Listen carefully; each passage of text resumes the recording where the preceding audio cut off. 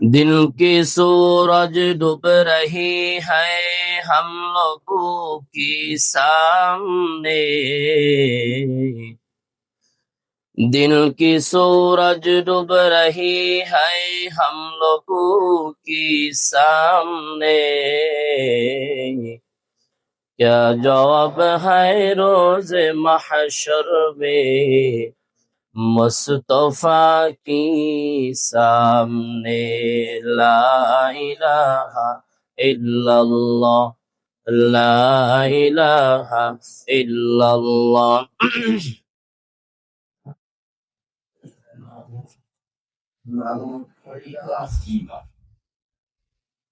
لا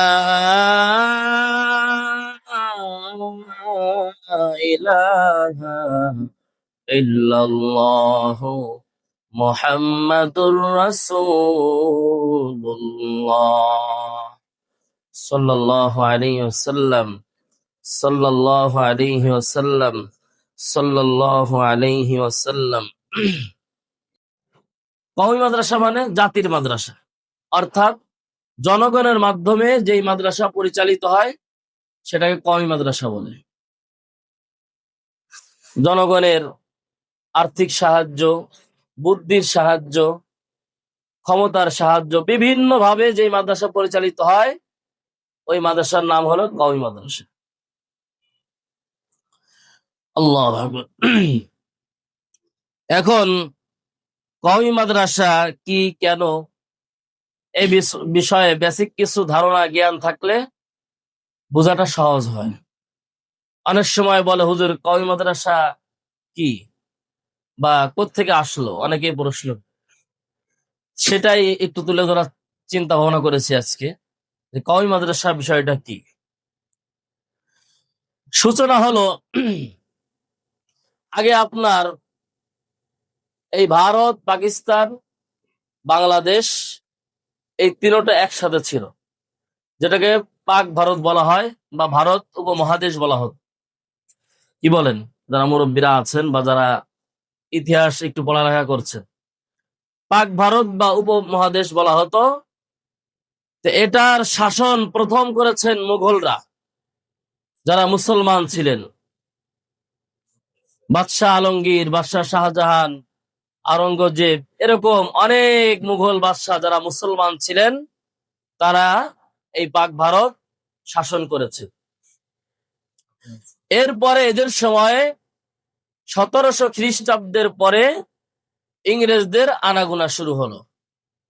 অর্থাৎ ইংরেজরা ছলে বলে কৌশলে ব্যবসার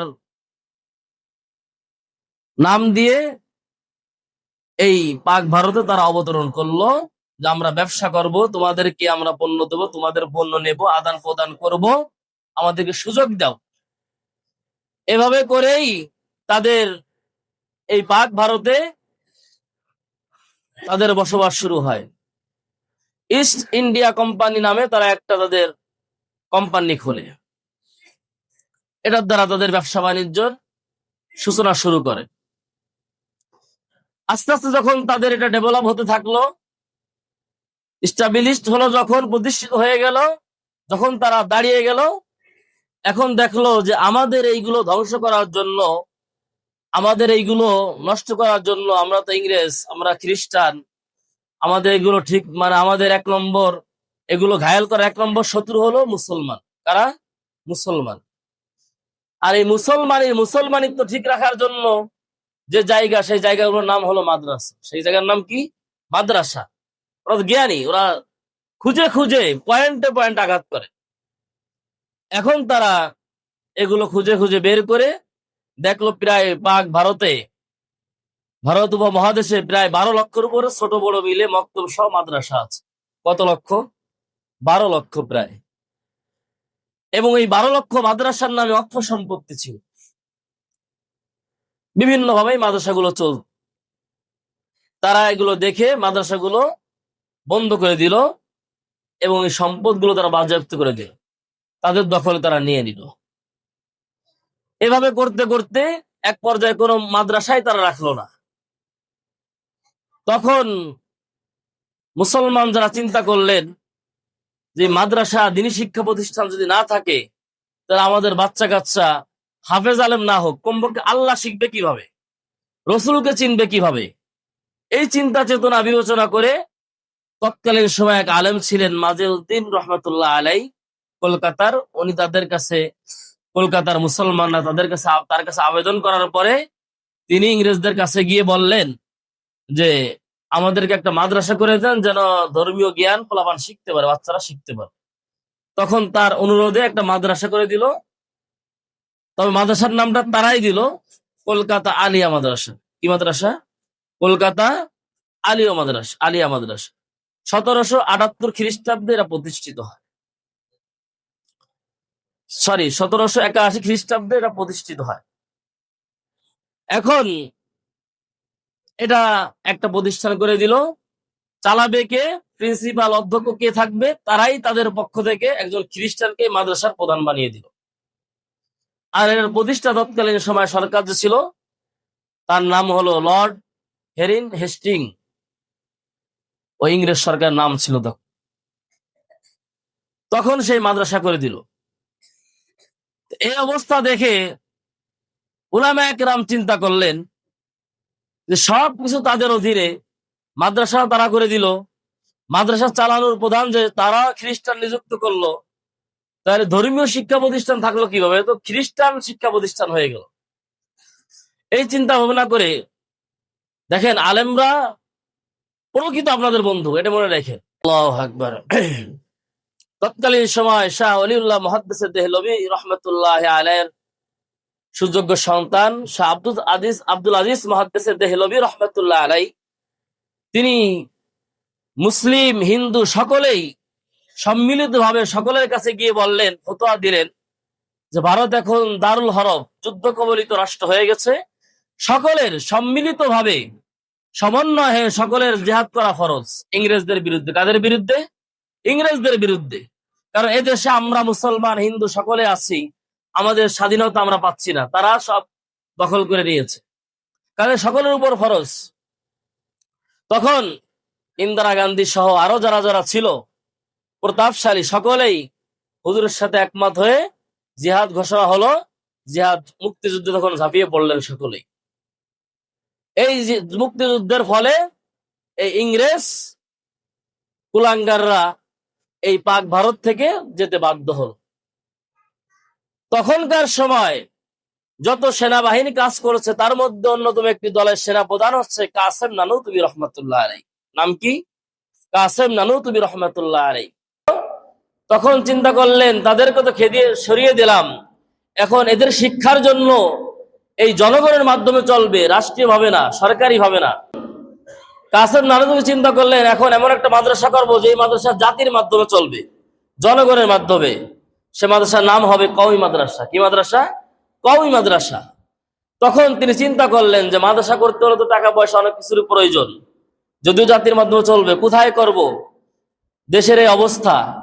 তখন তিনি ঘুমিয়ে পড়লেন। সাথে ইয়াকুব নানুতুবি ছিলেন, আরো কয়েকজন উলামায়ে কেরাম ছিলেন। আল্লাহ রসুল স্বপ্নে যুগে কাসেম নানুতুবিকে তিনি স্বপ্নে যুগে দেখা দিলেন। দেখা দিয়ে বলতেছেন, কাসেম, নবীজির লাঠি মুবারক দিয়ে দাগ দিয়ে বলতেছে, তুমি এইখানে মাদ্রাসা করো। সুবহানাল্লাহ বলবেন না? এইখানে মাদ্রাসা করো। অর্থাৎ ডালিম গাছ আছে, ডালিম গাছের পাশ থেকে চিহ্ন দিয়ে দিলেন। ঘুম থেকে উঠে দেখে নবীজি যে চিহ্ন দিয়েছে লাঠি দিয়ে, সে চিহ্ন এখন ওইভাবে ডালিম গাছের পাশ দিয়ে রয়েছে। বলেন সুবহানাল্লাহ। আর সেই ডালিম গাছ এখনো দারুল উলুম দেওবন্দে এখনো জীবিত, সেই ডালিম গাছ এখনো জীবিত। ওইখান থেকে কওমি মাদ্রাসার সূচনা হয়, কওমি মাদ্রাসা প্রতিষ্ঠিত হয়। আর যখন ধর্মীয় জ্ঞান থাকবে, তখন এক নাম্বার ফায়দা হলো তার ইমানের হেফাজত হবে। কি হবে? ইমানের হেফাজত হবে। 2 নাম্বার হলো তার আমলের হেফাজত হবে। কি হবে? তার আমলের হেফাজত হবে, তার আমলের হেফাজত হবে। এই জন্য আল্লাহ তাআলা বলেন, কোরআনের মধ্যে আল্লাহ তাআলা বলেন, فلولا نفر من كل فرقة منهم طائفة ليتفقهوا في الدين ولينذروا قومهم إذا رجعوا إليهم لعلهم يرجعون। আল্লাহু আকবার। আল্লাহ বলেন, পয়গম্বর আপনি বলে দিন, এ দুনিয়ার মানুষ, তোমাদের মধ্যে সকলেই বের না হোক, সমস্যা নাই। তোমাদের মধ্যে একটা দল, একটা সংখ্যা কেন তাফাক্কু ফিদ্দীনের জন্য কেন বের হয় না? তোমার 10টা সন্তান 10টাই দেয়া লাগবে না, না একটা কেন বের হয় না? তোমার বংশের থেকে একজন হাফেজে কোরআন, আলেম, দ্বীনের ধার্মিক কেন বের হয় না? আল্লাহ বলেন, পয়গম্বর আপনি বলে দিন, সকলকে হওয়া লাগবে না, তবে একজন, একটা দল কেন বের হয় না? এমন একটা দল বের হবে তাফাক্কু ফিদ্দীন, দ্বীনের বোঝ অর্জন করার জন্য। যেই যেই দলটা, যেই লোকগুলো দ্বীন শিক্ষা করে, ওয়ালিউযিরু কওমাহুম, সে তার কওমের কাছে ফিরে যাবে। সন্তান দ্বীন শিক্ষা করে বাবার কাছে ফিরে যাবে, মার কাছে ফিরে যাবে। ভাতিজা দ্বীন শিক্ষা করে চাচার কাছে ফিরে যাবে, কওমের কাছে ফিরে যাবে। একজন সমাজের ছেলে, গ্রামের ছেলে দ্বীন শিক্ষা করে সে তার সমাজের কাছে ফিরে যাবে এবং সে বলবে, ইদা রাজাউ ইলাইহিম ওয়ালিউযিরু কওমাহুম, সে তার কওমকে ভীতি প্রদর্শন করবে, সে তার কওমকে ভয় দেখাবে। অর্থাৎ সে কোরআন হাদিসের যেই জ্ঞান অর্জন করেছে, কোরআন হাদিস পড়ে সে আল্লাহ এবং রাসূলের পরিচয় পেয়েছে, কোরআন হাদিস পড়ে জান্নাত জাহান্নামের পরিচয় পেয়েছে, কোরআন হাদিস পড়ে হালাল হারামের পরিচয় পেয়েছে, কোরআন হাদিস পড়ে পর্দা পুশিদার পরিচয় পেয়েছে, কোরআন হাদিস পড়ে দুনিয়া এবং আখিরাতের পরিচয় পেয়েছে। এই যে জ্ঞান, চতুর্মুখী জ্ঞান একজন হাফেজে কোরআন আলেমকে আল্লাহ তাআলা দান করলেন। আল্লাহ বলেন, পয়গম্বর সকলের শিখতে হবে, আমি আল্লাহ এমন চাপাই দেই নাই। একজন একজন করে শিখু, শিখার পরে সে ফিরে যাবে, যে তার কওমকে ভীতি প্রদর্শন করবে, যা যা শিখবে এবং বলবে, ইদা রাজাউ ইলাইহিম লাআল্লাহুম ইয়ারজিউন, যখন অচিরেই তোমরা ওই মালিক আল্লাহর কাছে ফিরে যাবা, যে আল্লাহ তোমাদেরকে সৃষ্টি করেছেন, ওই আল্লাহর কাছে ফিরে যাওয়া লাগবে। এরকম ভয় ভীতি প্রদর্শন তারাই করবে যারা কোরআন হাদিসের ইলম অর্জন করবে, জ্ঞান অর্জন করবে। তারা শিখে মানুষদেরকে ভয় ভীতি প্রদর্শন করবে। বলেন সুবহানাল্লাহ। এই ভয় ভীতি যখন একজন মানুষের, মুমিনের অন্তরে চলে আসবে, আপনার সন্তানের অন্তর যখন চলে আসবে, আপনার নাতি নুতকুর ভাতিজার অন্তর যখন চলে আসবে, তারা যখন আপনাদেরকে দেবে, তখন আপনারও দ্বীনের উপর চলা, পরিবার সহ নিয়ে সকলকে দ্বীনের উপর চলা অত্যন্ত সহজ হয়ে যাবে, ঠিক কিনা? অন্যথায় আল্লাহর পয়গম্বর বলেন, উম্মাত, ধর্মীয় জ্ঞান ছাড়া যদি দুনিয়ার জমিনে চলো, তাহলে মনে রেখো তোমরা 200 কোটি মুসলমান, মুসলমানিত্বের পরিচয় দিয়ে চলো। আসলে মুসলমানিত্বের ভিতরে তোমাদের কিছুই নাই। তোমাদের চলাফেরার মধ্যে কি মুসলমান নাই? তোমাদের ব্যবসা বাণিজ্যের মধ্যে মুসলমানিত্ব নাই। তোমাদের চাকরি বাকরি, পরিবার পরিজনের মধ্যে মুসলমানিত্ব নাই। তবে শুনে নাও, যে আল্লাহ 500 কোটি বেঈমানকে খাওয়ায়, আল্লাহ তোমাদেরকেও খাওয়াবে।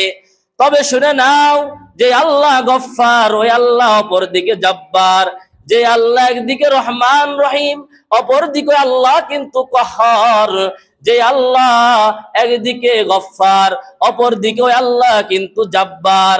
আল্লাহর দয়া যেমন, আল্লাহর রাগও কিন্তু তেমন অনেক কঠিন। আল্লাহ যদি রাগ হয়ে যান, তখন কিন্তু দুনিয়ার জমিনে এই যে ভূমিকম্প শুরু হয়েছে, এর থেকে বড় বড় ভূমিকম্প আল্লাহ দিতে পারেন, ঠিক কিনা? এর থেকে বড় বড় আযাব গজব আল্লাহ দিতে পারেন। ইদানিং যেই পরিমাণ গুনাহের আসবাব ছড়িয়ে যাচ্ছে, হচ্ছে, আর এই গুনার পক্ষ নেওয়ার লোকও বেড়ে গেছে।